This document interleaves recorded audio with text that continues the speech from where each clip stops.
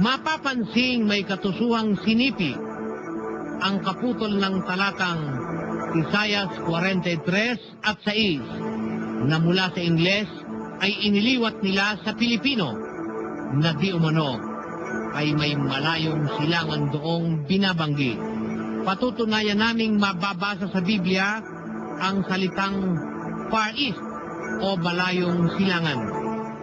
Sa Bibliang Ingles, na salin ni James Moffat ay ganito ang maliwanag na nakasulat. From the far east will I bring your offspring. Sa wikang Pilipino, mula sa malayong silangan ay aking dadalhin ang iyong lahi. Hindi ba maliwanag na nabasa ninyo ang salitang malayong silangan? Maliwanag. Bakit sa Bibliang Tagalog ay wala ito? Hindi na kami ang may kasalanan nito, kundi ang nagsalin ng Tagalog na Biblia mula sa Ingles, ang mga Katoliko at Protestante. Alin ang bansang nasa malayong silangan? Sa world history, ni Bowack, Slauson and Anderson, sa pahina 445 ay ganito ang nakasulat. The Philippines were Spain's share of the first colonizing movement in the Far East. Sa wikang Pilipino, ang Pilipinas ay naging bahagi ng Espanya sa unang kilusan sa pananakop sa malayong silangan. Kung gayon, taga-Pilipinas, mga Pilipino, ang mga tupa ni Kristo na wala pa sa kulungan noong panahong narito pa si Kristo sa lupa.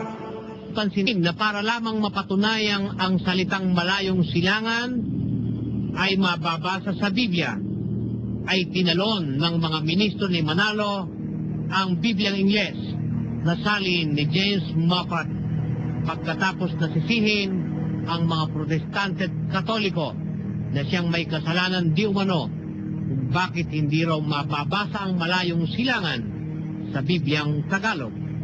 At lalong kapansin-pansin din ng kanila nang ibigay ang kahulugan ng malayong silangan ay hindi na nila sa Biblia kinuha at ang muling tinalon ay ang world history na sinulat naman ni Bowack, Slauson and Anderson. Akala ko ba ang usapan ay babasahin sa Biblia at ayaw ni Ginoong Manalo ang hindi nakasulat sa Ebanghelyo? Higiting nakatatawag pansin ang kanilang sinipi sa nasabing aklat na world history, sapagkat ang nasa aklat ay hindi naman sinasabing ang Pilipinas ang malayong silangan, sapagkat ang sabi ay ang Pilipinas ay naging bahagi ng Espanya sa unang kilusan ng pananakop sa malayong silangan. Dito'y hindi sinasabi kailanman na ang Pilipinas ang malayong silangan, kundi ang Pilipinas ay bahagi at hindi kabuuan ng malayong silangan. Subalit, ito ay taliwas ng ipaliwanag ng ministro ni Manalo, sapagkat para sa kanila, ayon sa kanilang aklat, kung gayon daw, taga-Pilipinas, mga Pilipino ang tinutukoy sa nasabing hula. Pagkatapos ng kanilang hirap na pagpapaliwanag ukol sa malayong silangan na binabanggit daw sa 43 at 6, na ito raw ay tumutukoy sa literal na silanganan sa makatuwid bagay, ang Pilipinas nga raw. Ngunit alam ba ninyo na ang lalong nakatutuwa ay ang kanila namang pagpapaliwanag ukol sa timugan at hilagaan, sapagkat talaga namang makalaglag upuan. Ang kanilang pagpapaliwanag ukol sa bagay nito ay kanila ring isinulat sa aklat na pagbubunyag sa pahina 134. Ang kumakatawan sa timugan ay ang Iglesia Katolika, sapagkat ito ay mula sa Roma na nasa timugan ng Europa. Ang kumakatawan naman sa hilagaan ay ang Protestantismo sapagkat ito'y mula sa hilagaang Amerika. Ang silanganan ay tinukoy na lugar o dako, sa makatwid daw ay Pilipinas. Ngunit bakit pagdating sa Timugan ay bakit naging Iglesia Katolika raw? Dahil nasa Timugan daw ng Europa. At ang hilagaan naman ay ang Protestantismo naman daw, sapagkat nasa hilagaan nga, kaya lang ng Amerika. Sino kayang geographer ang hindi mahihilo sa napakasalimuot na turong ito ng Iglesia ni Manalo? Aling mapa na matino ang pinagbatayan ninyo?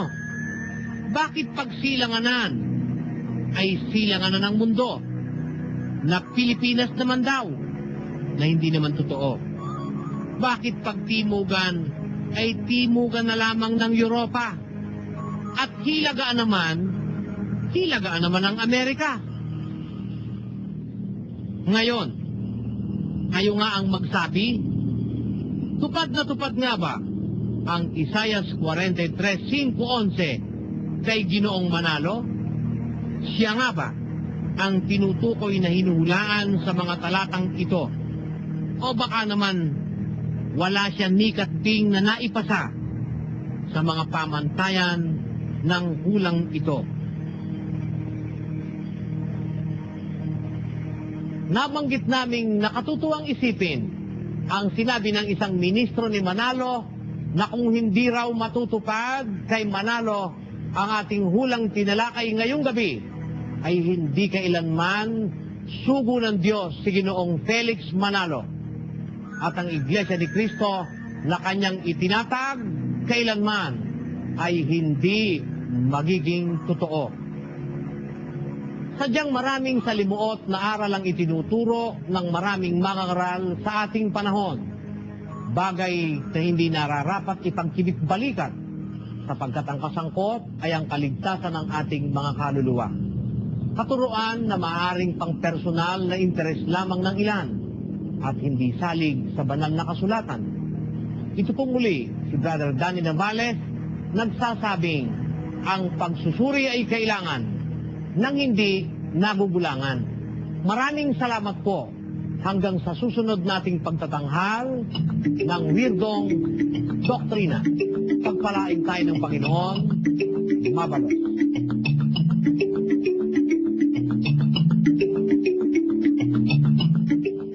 Ito naman si Brad Danny Navales, tampok sa ating Wirdong Doktrina. Brad Danny?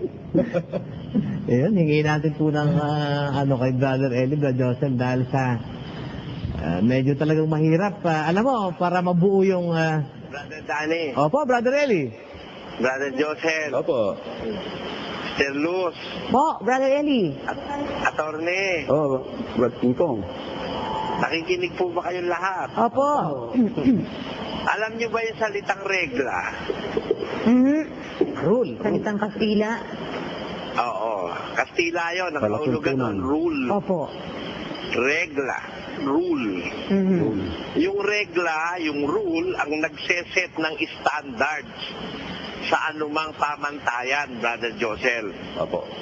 Brother Danny. Opo. Kaya, ang babae, kung tawagin minsan, may regla. That is the rule of femininity. Na once a month, magdi-discharge siya ng waste material sa kanyang pagkababae. Kaya ang tawag doon, regla. Once a month yun, Brother Joseph. Sa regular, no? Ganon din naman ang regla sa ibang pamantayan ng buhay. Kaya may tinatawag na standards eh. Opo.